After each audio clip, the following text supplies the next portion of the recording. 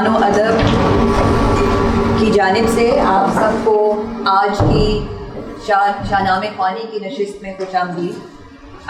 میں نادرہ شہباز نعیم خان ہوں، گرمانی مرکز زبان و ادب کے ڈائریکٹر کی حیثیت سے میں آپ کو تھوڑا سا تعارف دوں گی مرکز کے بارے میں، اور آج کے ہمارے آرٹسٹ اور ٹرانسلیٹر آرٹسٹ جناب فاضل حسین موسوی صاحب اور ٹرانسلیٹر ہماری ڈاکٹر فاطمہ فیاض، جن سے آپ سب واقف ہوں گے، ان کے بارے میں۔ فارسی زبان سے محبت آپ کی یہاں موجودگی کی دلیل ہے۔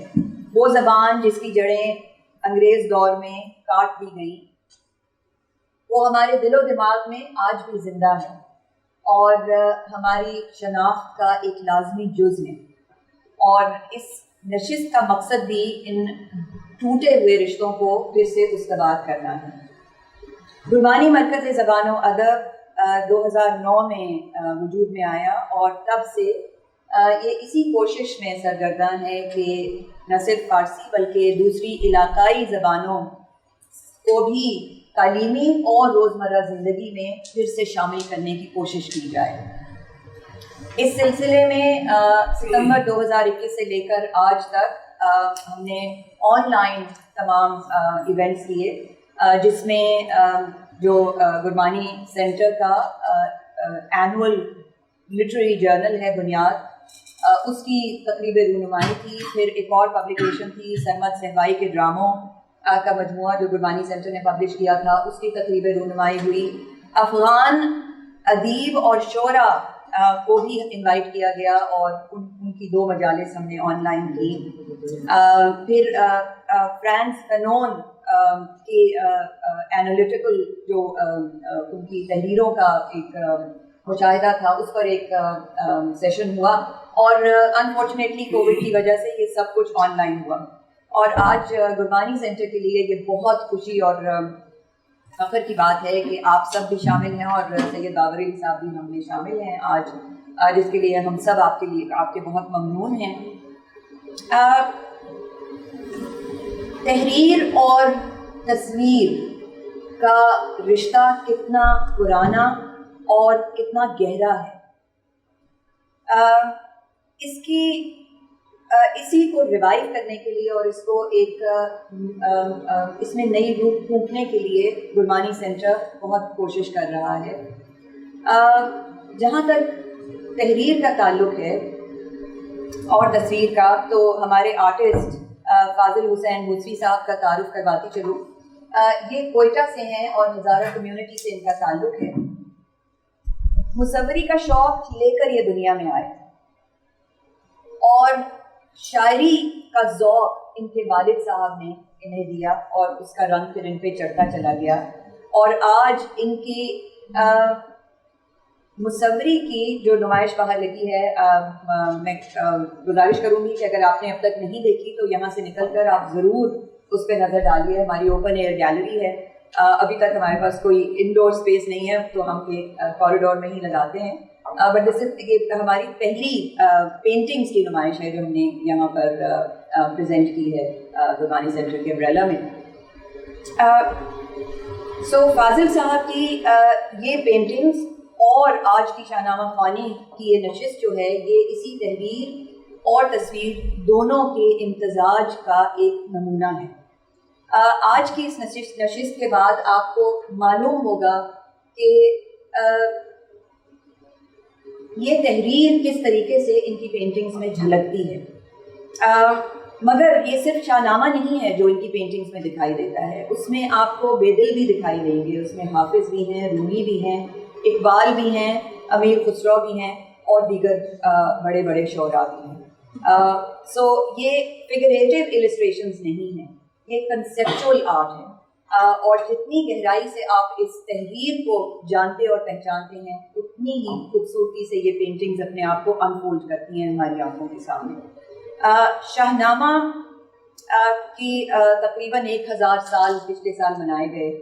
یہ 10ویں اور 11ویں صدی میں وجود میں آیا، اور تب سے اب تک یہ کسی بھی علاقائی اور زبان کی قید و بند سے آزاد یہ اپنے آپ کو زندہ رکھے ہوئے ہے۔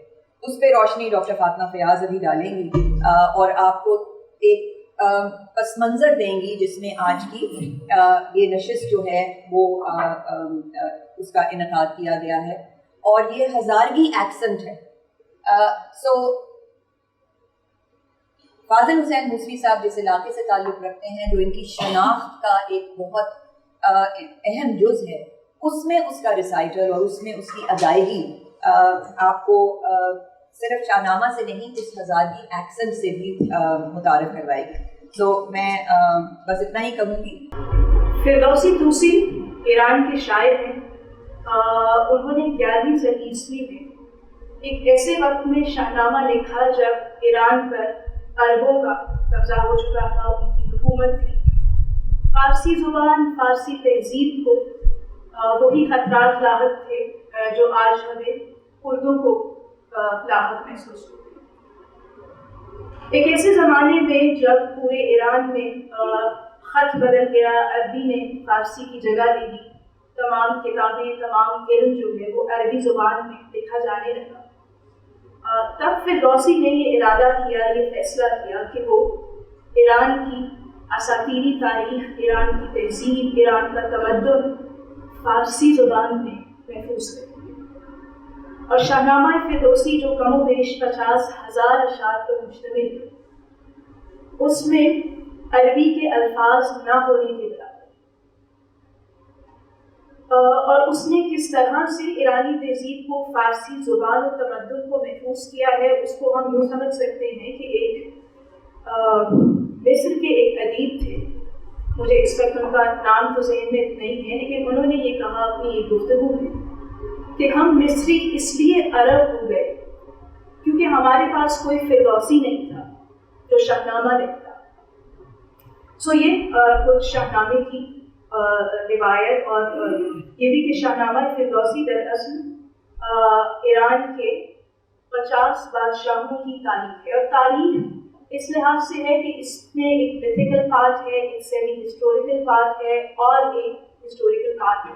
تو ہم اسے ایگزیکٹلی تاریخ تو نہیں کہہ سکتے. اس کے بعد میں تھوڑا سا رزمیہ داستانوں کی روایت کے حوالے سے آپ سے مخاطب ہونا چاہوں گی، اور شاہ نامہ خوانی کی جو روایت ہے.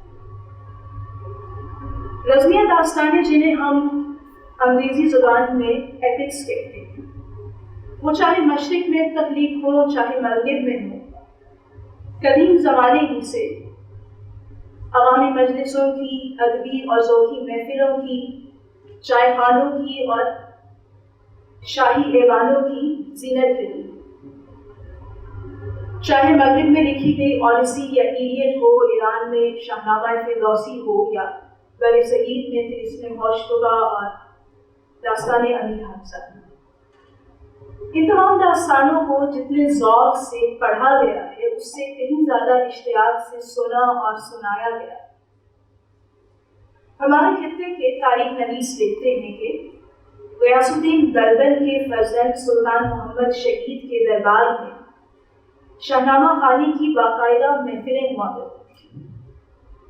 اسی طرح خود جلال الدین اکبر کے دربار سے شاہ نامہ خان وابستہ تھے. شاہ نامہ خان یعنی جو شاہ نامے کو زبانی ازبر کر کے اسے بیان کرے، جس طرح آج ہم کوشش کریں. اور جلال الدین اکبر کے جو درباری تاریخ نویس تھے ابوالفضل علامی، انہوں نے عبدالرحیم خانِ خانہ جو اکبر کے سپہ سالار بھی تھے، ان کے نام اپنے خط میں بڑی دلچسپ بات لکھی ہے. انہوں نے لکھا ہے کہ آپ کے ہاں محاذ جنگ پر جو خیمے لگتے ہیں سپاہ کے، وہاں شبانہ مجلسوں میں شاہ نامہ خوانی ہونی چاہیے. وہاں پر آپ عرفانی متون نہ پڑھیے، وہاں پر آپ مثنوی نہ پڑھیے. اسی طرح نور الدین جہانگیر کو بھی شاہ نامے کی بہت سی داستانیں ازبر تھیں. تو ہمارے اس پورے خطے میں شاہ نامہ خوانی کی روایت جو ہے وہ رائج رہی ہے، بڑی مستحکم ہے. اور یہ بھی دلچسپ ہے کہ ایران میں اور بر صغیر میں جہاں جہاں بھی شاہ نامہ خوانی ہوئی، وہ اپنے اس علاقے کے مخصوص مزاج، مخصوص آہنگ میں ہوئی.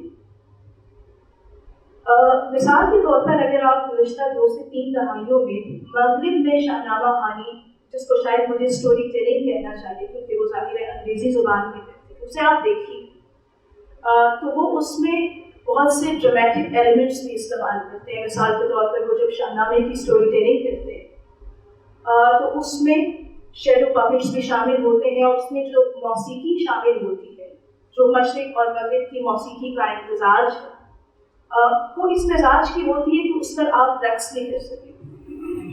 البتہ شاہ نامہ خوانی جس انداز میں ایران میں رائج ہے وہ ابھی بھی کلاسیکی اور روایتی انداز ہے.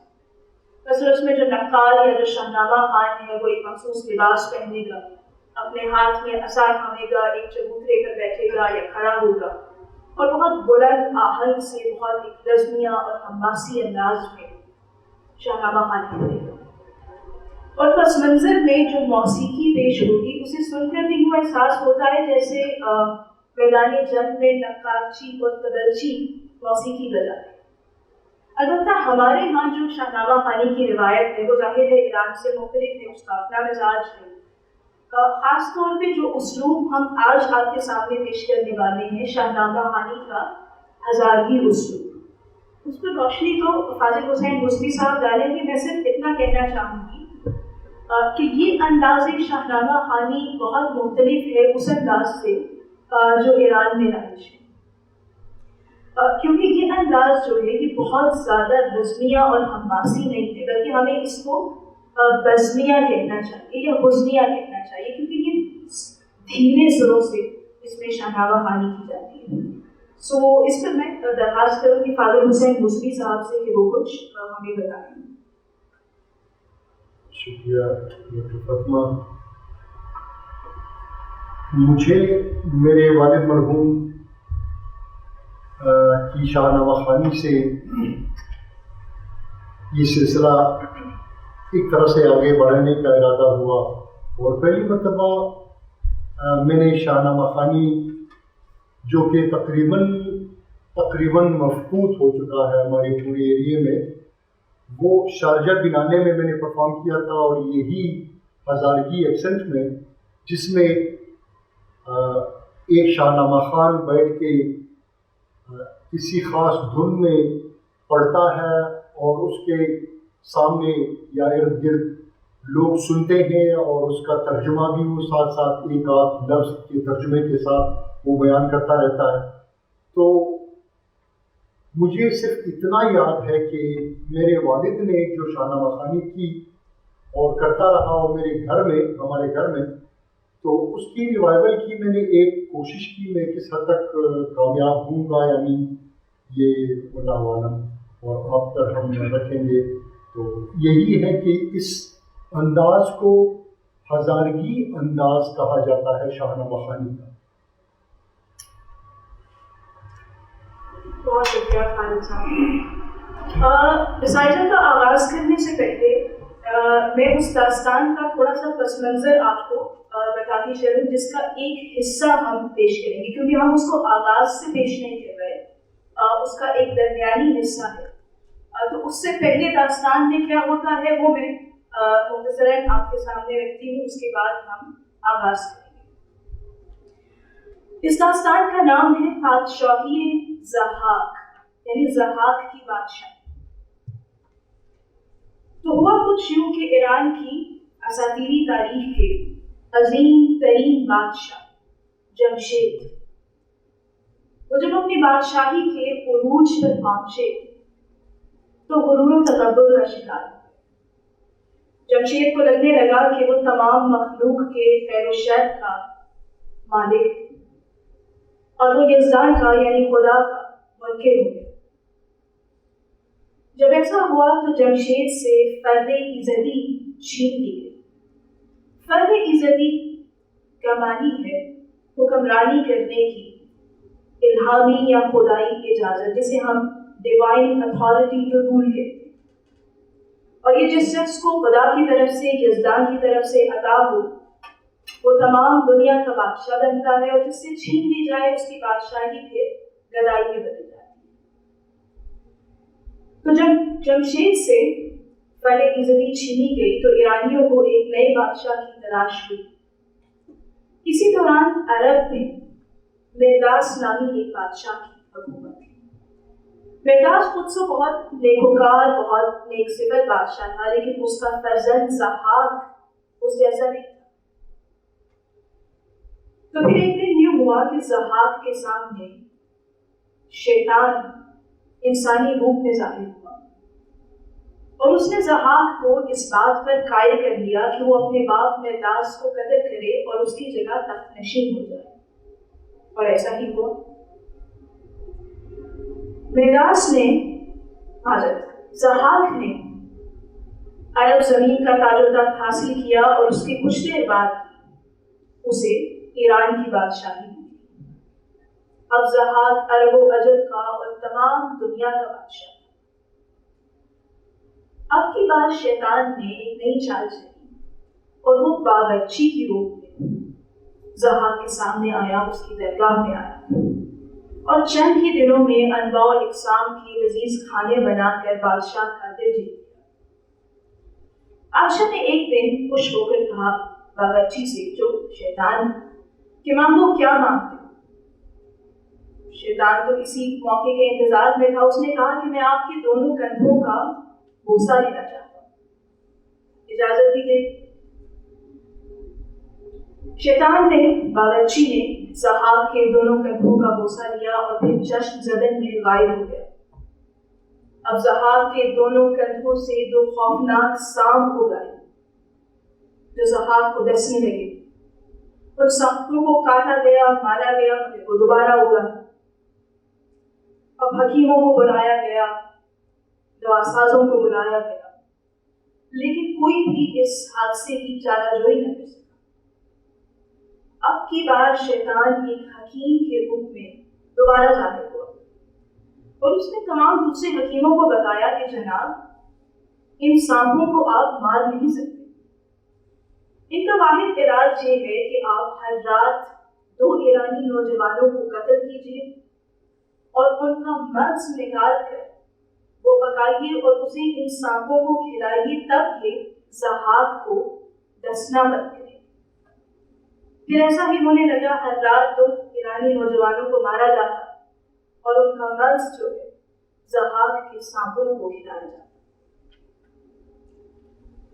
پھر ایک رات ضحاک کو خواب آیا کہ ایک خوبرو نوجوان جس نے اپنے ہاتھ میں گائے کی شکل کا گرز تھاما ہوا ہے، اس کے سر پر وہ گرز کی ضرب لگاتا ہے اور اس کو گھسیٹتا ہوا دربار سے باہر لے جاتا ہے۔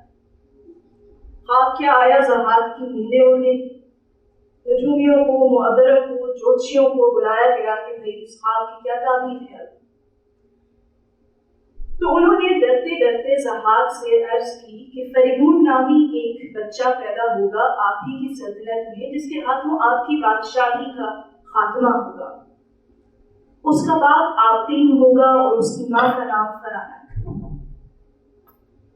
ضحاک نے جب یہ جانا تو اپنے سپاہیوں کو اپنی سلطنت کے تمام گوشوں میں دوڑایا کہ آبتین اور فرانہ جہاں بھی ملے ان کے فرزند کو قتل کریں۔ آبتین فریدون کا باپ ضحاک کے سپاہیوں کے ہاتھوں قتل ہوا، لیکن فریدون کی ماں فرانہ اپنے فرزند کو لے کر ہندوستان فرار ہو گئی، اور ہندوستان کے ایک پہاڑ پر جسے فردوسی نے البرز کہا، فریدون کی پرورش ہونے لگی۔ سال پر سال گزرتے گئے، ضحاک کو فریدون کا کوئی نشان نہ ملا۔ اب ضحاک کو یقین ہو چلا تھا کہ فریدون کبھی بھی اپنی سپاہ، اپنی لشکر لے کر حملہ آور ہو جائے گا۔ چنانچہ ضحاک نے تمام سلطنت کے سرداروں کی حمایت حاصل کرنے کی ٹھانی۔ دربار میں تمام سرداروں کو بلایا گیا اور ان سے کہا گیا کہ آپ ایک گواہی نامے پر دستخط کیجیے۔ اس گواہی نامے میں تحریر تھا کہ ضحاک اس دنیا کا عادل ترین اور باانصاف ترین بادشاہ ہے، اسے دنیا کی کھیتی میں عدل و انصاف کے سوا کوئی بیچ نہیں ہو رہا۔ دستخط ہونے لگے۔ اس وقت دربار شاہی میں ایک فریاد بلند ہوئی۔ کوئی شخص تھا جو چلا انصاف طلب کر رہا، ایوان شاہی میں عدل کی تمام زنجیریں ہلنے لگیں۔ اب یہ شخص کون تھا؟ اس نے بادشاہ سے کیا کہا اور پھر کیا ہوا؟ داستان کا یہ حصہ ہم آپ کے سامنے اب رسالے کی صورت میں پیش کریں گے۔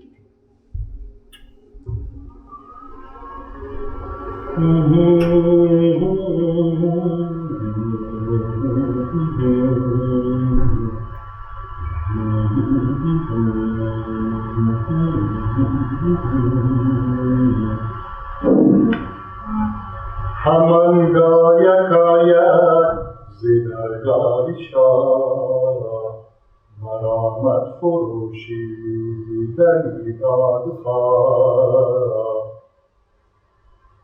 ای ستم دیده پیشی او خواندن بر نامداران شو بنشاندند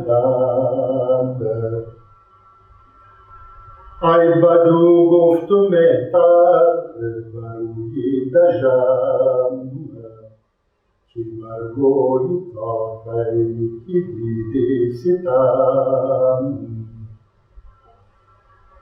ای خروشید و زد دست بر سر ز شاه که شاه منم کاوه دادخواه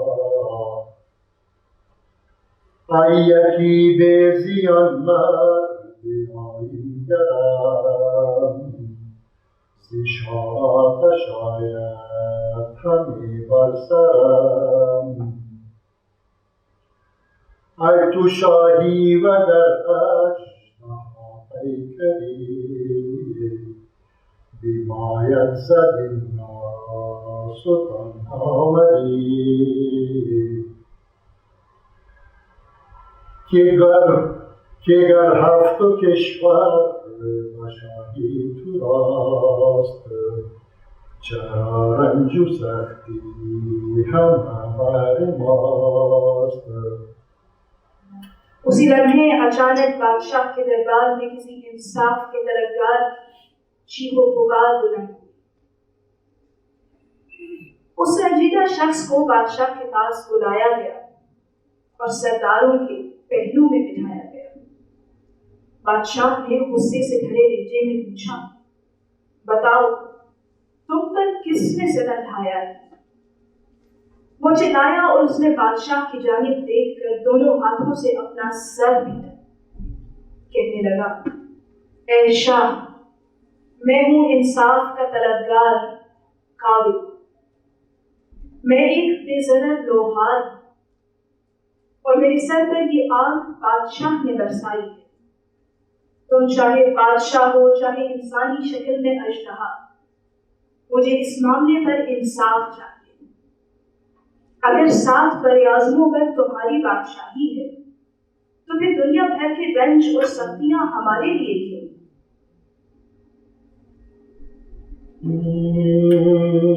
شماری تو با من بیاید گرفت بدان تا جهان دو اندر شگفت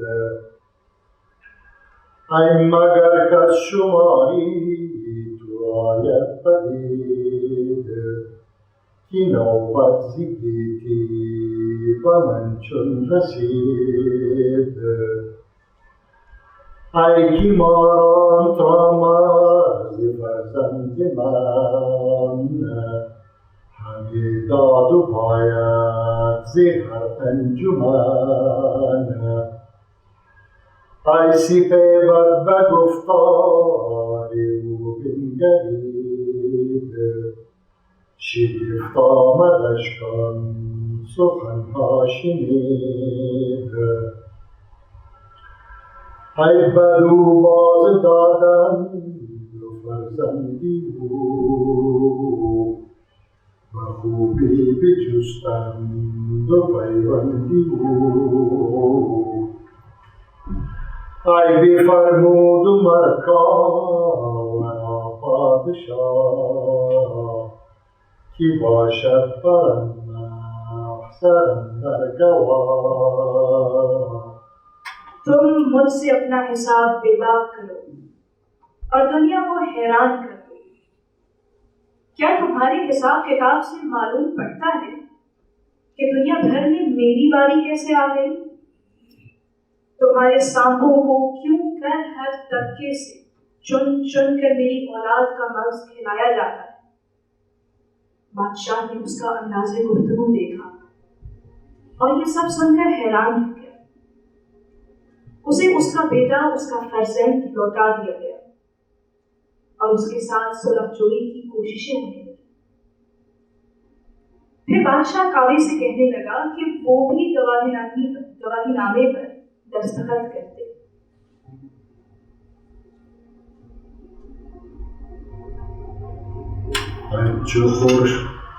چو برخواند و کامد همان محضرش، سبک سوی پیران کشورش.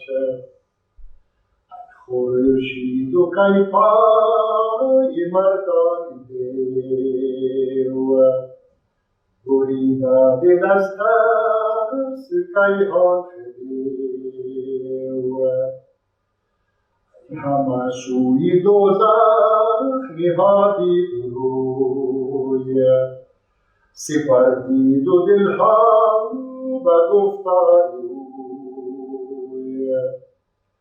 این نباشم بدین منظر اندر گواه، نه هرگز برنده شم از پادشاه. ای خورشید و برجست و لرزان ز جای، بدرید و بسپرد و محضر بپای. ای گرانمایه فرزندی او پیش روی، زی ایوان برون شد خروشان بکوی. جب کاوی نے وہ گواہی نامہ پڑھا تو اسی لمحے سلطنت کے بزرگوں اور سرداروں کی جانب دیکھ کر چلانے لگا کہ اے شیطان کے ساتھیوں، کیا تم نے گہان خدا سے اپنا دل موڑ لیا ہے؟ کیا تم سب نے دوزخ کا رخ کر لیا ہے اور اس ظالم کی باتوں پر اپنا دل ہار بیٹھے؟ میں ہرگز اس گواہی نامے میں شامل نہ ہوں گا اور نہ بادشاہ کا ہم خیال بنوں گا۔ وہ چلایا اور جوش سے درستہ اٹھ کھڑا۔ اس نے گواہی نامہ پارا پارا کیا اور اپنے پیروں تلے روند ڈالا، پھر اپنے عزیز فرزند کے ہمراہ ایوان شاہی سے نکل کر سڑک پر آ گیا۔ ای مهان شاه را خانودند آفرین، ای نامور شهریار زمین. ز چرخ فلک بر سرت باد سرد، نیارد گذشتن بر زین نبرد. ای چرا پیشی تو خاکان و ای خام گوی، بسانی همانم کند سرخ روی. همه محضر ما و پیمان تو، بدرد بپیچد ز فرمان تو.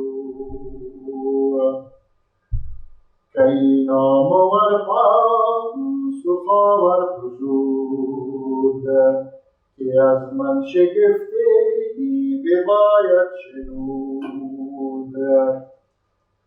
که چون کاوه آمد ز درگه پدید، دو گوشی من آوازی او را شنید.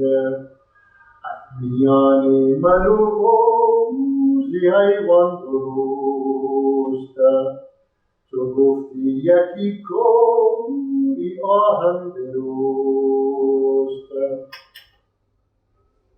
وہاں دربار میں تمام سرداروں نے بادشاہ کی ستائش کرتے ہوئے کہا، اے اس جہان کے نامور شہریار، جنگ کے روز آسمان سے آپ کے سر پر کوئی بلا نازل نہ۔ اس بےہودہ کو، کعبے کو کیوں کر یہ ہمت ہوئی کہ وہ آپ کے سامنے حمالہ کی طرح سر بلند اور سرخرود ہے؟ اس کی اتنی جرأت کہ وہ ہمارے اور آپ کے گواہی نامے اور پیمان کو یوں چاک کر ڈالے اور آپ کے فرمان سے روگردانی کرے۔ ایرانی تخت پر براجمان بادشاہ نے فوراً جواب دیا کہ میں تمہیں ایک حیرت ناک بات بتاتا ہوں۔ جب کعبے دربار میں ظاہر ہوا اور میرے کانوں نے اس کی آواز پڑی، مجھے یوں لگا جیسے اس ایوان شاہی میں اس کے اور میرے درمیان آہن و فولاد تھا، ایک ناقابل تسخیر پہاڑ ہائے۔ ندانم چی شاید بودن زین سپاس که رازی سپری ندانست و کس چو گاوا بیرون شد ز درگاه شاه بر او انجمن گشت و بازارگاه همه بر خروشید و فریاد خواند جهان را سراسر سوی داد خواند از آن چرم کاهن گرم پشت پای بپوشند و هنگام زخم درای همان کاوان بر سری نیزه کرد همان گاز بازار رو برخواست کرد خروشان همی رفت و نیزه بدیست ای نام و داران یزدان پرست کسی کو هوای فریدون کند دل از بند زحام کو بیرون کند ای به تویید و کین میتر اهرمن جهان آفرین را و دل دشمنان۔ ضحاک کہنے لگا، مجھے نہیں معلوم اب اس کے بعد کیا کرنا چاہیے، آسمان کے راز بھلا کون جانتا ہے۔ جب کعبے دربار شاہی سے باہر نکلا تو بازار میں اس کے ارد گرد لوگوں کا ہجوم اکٹھا ہو گیا۔ اس نے چلاتے ہوئے فریاد بلند کی اور تمام دنیا کو انصاف کے لیے بلانے لگا۔ وہ چمڑے کا پارچہ جسے لوہار گرم لوہے پر ضرب لگاتے ہوئے اپنے پیروں تلے پہنتے تھے، کعبے نے وہی پاپوش چمڑا نیزے پر بلند کیا اور اس وقت بازار سے گرد و غبار بلند ہونے لگا۔ کعبے نیزے ہاتھ میں تھامے ہوئے آوازیں بلند کہنے لگا، اے یزدان کے ماننے والوں، کون ہے جو فریدون کا ساتھ دے گا اور اپنا دل ضحاک کی قید سے آزاد کرے گا؟ اٹھ کھڑے ہو کہ یہ بادشاہ اہرمن یعنی شیطان ہے اور دل ہی دل میں یزدان کا دشمن ہے۔ اس داستان میں آگے کیا ہوتا ہے یہ ہم آپ پر اور شاہنامے پر چھوڑتے ہیں۔ ہماری طرف سے آج کے لیے اتنا ہی تھا۔ بہت شکریہ آپ سب کا۔